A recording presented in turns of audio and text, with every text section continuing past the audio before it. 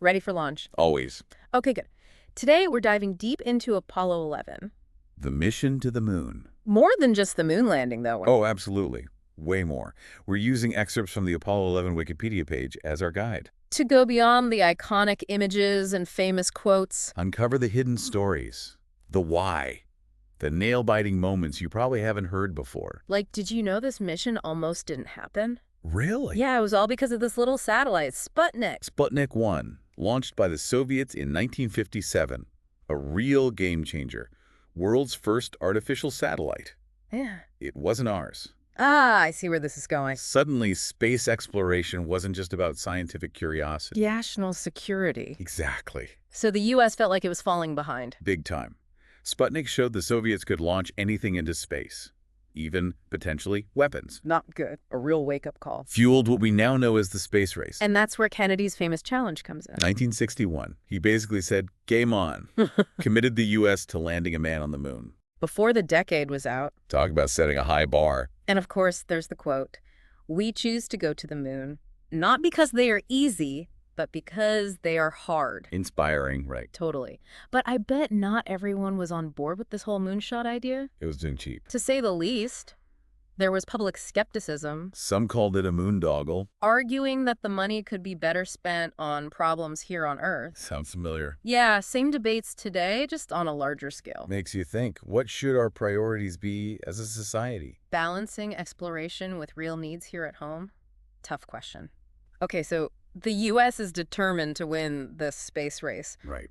But how do you even plan a mission to the moon? Where do you even start? Well, first, you got to figure out how to actually get there and back. Makes sense? They went with a method called lunar orbit rendezvous. Lunar orbit rendezvous. Sounds complicated. It was clever. Think of it like a space relay race. Okay. Instead of landing a massive spacecraft directly on the moon, they sent a smaller lunar module down while a larger command module stayed in orbit. So it was all about efficiency, using less fuel. Exactly. Allowed them to use a smaller rocket. Didn't need to lug all that extra weight back to Earth. Smart. This decision had a big impact on the Apollo spacecraft design too, right? Leading to that iconic 3-module configuration. The one we see in all the pictures. And of course, you need a crew. Neil Armstrong, Buzz Aldrin, and Michael Collins. All experienced astronauts. What was their dynamic like? Interesting. Described as amiable strangers. Amiable stranger. Not necessarily best buddies, but they had a job to do. Hmm. And they did it incredibly well under immense pressure. I guess when you're going to the moon, you need to be able to work with anyone. Even if you're not close friends. Can't forget the backup crew either. James Lovell, William Anders, and Fred Hayes. Apollo 13. Crazy how things work out. But back to Apollo 11. Right. Journey to the moon wasn't exactly smooth sailing. Some scary moments during lunar descent. Oh, definitely. Trying to land the lunar module. Yeah. Those infamous program alarms 1201 and 1202. started flashing. Imagine the tension in mission control. Everyone holding their breath, wondering if the mission was going to be scrubbed. What caused those alarms? Was the computer malfunctioning? That's what I was thinking. The software was working as intended. Really? Those alarms were the computer's way of saying, hey, things are getting a bit hectic, but I can handle it. Okay, so what was the issue? A simple radar switch. Left in the wrong position. Overloading the computer with unnecessary data. So a tiny human error could have jeopardized the entire mission. That's space travel. Every detail matters. Makes you appreciate the brilliant engineers. Like Margaret Hamilton and her team. Designed the software to be incredibly robust. Imagine the pressure they were under. And then there was a fuel issue during landing. Right, the premature low fuel warning. More drama than you'd expect in a moon landing. Seeing your fuel gauge dropping while trying to land on the moon, can't imagine anything more stressful. It wasn't a true malfunction, thankfully. Thank goodness. The propellant was sloshing around in the tank, and a sensor was getting tricked into thinking they were running low. They fixed it for future missions. In that moment, though, terrifying. Absolutely. So they finally land, hearts pounding, fuel running low. What happened next? Well, that one small step. Armstrong's words, that's one small step for man, one giant leap for mankind. Instantly iconic. But they had a pretty packed schedule, right? First, they planted the American flag. What was going through their minds in that moment? Purely focused on the checklist, or did the magnitude of it all hit them? What would it feel like to be the first humans to walk on another celestial body? Then, the historic phone call with President Nixon. I bet he had a lot to say. He did, actually. Much longer speech prepared, but thankfully someone convinced him to keep it short and sweet. Probably a good call. So what else did they manage to do in their limited time on the moon? They set up the ESEP, ESA. Early Apollo Scientific Experiments package, suite of experiments designed to study the moon's environment, the lunar surface, the magnetic field, solar radiation. So a little bit of field work on the moon. They also collected lunar samples. Rocks and soil. And here's something you might not know. Buzz Aldrin actually requested a moment of silence during the broadcast for listeners to contemplate the event and give thanks. Subtle nod to the religious controversies surrounding NASA at the time. Even on the moon, mindful of the complexities back on Earth. Okay, I think we've covered a lot of ground here. Curious to hear more about what happened next. Well, next time we'll be diving into a near disaster. Oh! Averted by something you might find in your desk drawer, a felt-tip pen. Intrigued. And we'll explore Michael Collins' experience orbiting the moon solo, while his crewmates were making history below. Sounds good. Make sure to join us for part 2 of our Apollo 11 deep dive. Welcome back to our Apollo 11 deep dive. Last time we left off with Armstrong and Aldrin wrapping up their lunar experiments. Ready to head home? But before they could, There was a challenge. more like something out of a movie. You mentioned a felt-tip pen saving the day. It shows just how important quick thinking and resourcefulness are in space exploration. What happened?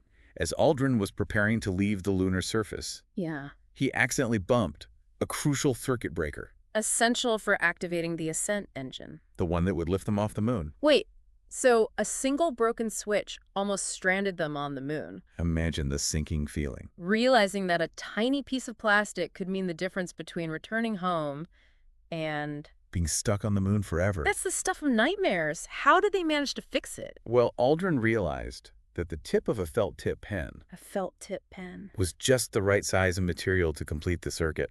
Seriously. He carefully wedged the pen tip into the broken switch. A felt-tip pen. Unbelievable. It's true. A simple writing instrument, the unlikely hero of the Apollo 11 mission. That story gives me chills every time I hear it. It's a reminder that sometimes the most basic tools can be the most effective. Especially in a high-pressure situation. Okay, so they managed to lift off from the moon Reunite with Collins in orbit. and head back to Earth. But what happened to all the stuff they left behind? They left behind some fascinating items, both practical and symbolic. Like what? The descent stage of the lunar module, Huh. still sitting on the moon exactly where they landed. I read somewhere that you can actually see the landing sites from orbit now. Absolutely. Really? In 2009, the Lunar Reconnaissance Orbiter captured high-resolution images of all the Apollo landing sites, Can you see? the descent stages, the rovers from later missions, Wow. even the tracks left by the astronauts' boots. Incredible, like a time capsule preserved on the lunar surface. And it's not just the equipment. They left behind some more personal items. Oh, like what? A patch honoring the Apollo 1 crew. Who tragically died in a fire during a test. A poignant reminder of the risks involved in space exploration. Yeah, absolutely. They also left medals commemorating fallen Soviet cosmonauts. A gesture of respect. A reminder that exploration transcends national boundaries. That's a powerful message, especially considering the rivalry of the space race. And here's one that might surprise you. Okay. They left a silicon disk containing goodwill messages from leaders of 73 countries. Like a tiny time capsule of hope and unity from Earth. Those objects sitting there untouched for all these years. Make you think about the vastness of time and space.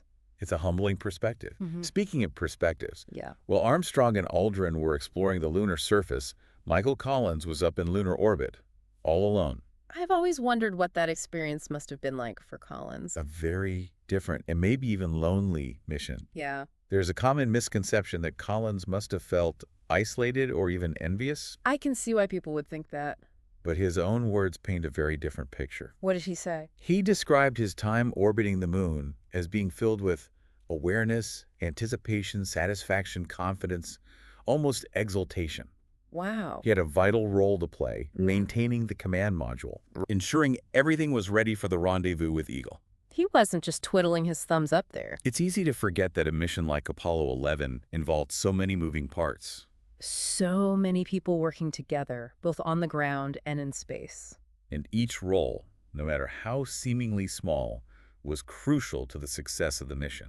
So the crew returns to Earth. They're hailed as heroes. And the mission is considered a resounding success. What happened to the lunar modules? The ascent stage of the lunar module, the part that carried Armstrong and Aldrin back to orbit, was jettisoned. Okay, For years, NASA believed it had crashed onto the moon, right. but recent analysis suggests it might still be in orbit around the moon, Really? a piece of history silently circling the moon. That's amazing. It's a fascinating possibility, a reminder of the enduring legacy of this mission. What about the command module, Columbia? After splashdown Right. and the mandatory quarantine period, To ensure the astronauts hadn't brought back any lunar microbes? Columbia embarked on a grand tour of the United States, Where did it go? visiting 49 state capitals, the District of Columbia, and even Anchorage, Alaska. A rock star tour, but for a spacecraft. And finally, it found its permanent home at the Smithsonian's National Air and Space Museum in Washington, D.C. I've seen it there. It's pretty awe-inspiring to stand next to a piece of history like that. It really puts the scale of the achievement into perspective. But the legacy of Apollo 11 extends far beyond the hardware. In what way? It sparked a wave of scientific curiosity, technological innovation, and cultural change. It's hard to imagine the world today without the impact of Apollo 11, almost like a dividing line in history. You're right. And one of the most tangible legacies of the mission are the moon rocks that Armstrong and Aldrin brought back. Oh yeah, the moon rocks. Most of them are safely stored at the Lunar Sample Laboratory facility in Houston, Texas. Kept under carefully controlled conditions, They're incredibly valuable for scientific research. providing insights into the formation and evolution of the moon. But here's where it gets interesting. Back in 1969, President Nixon had about 250 lunar sample displays created. Lunar sample displays. Each display contained tiny bits of moon dust encased in acrylic.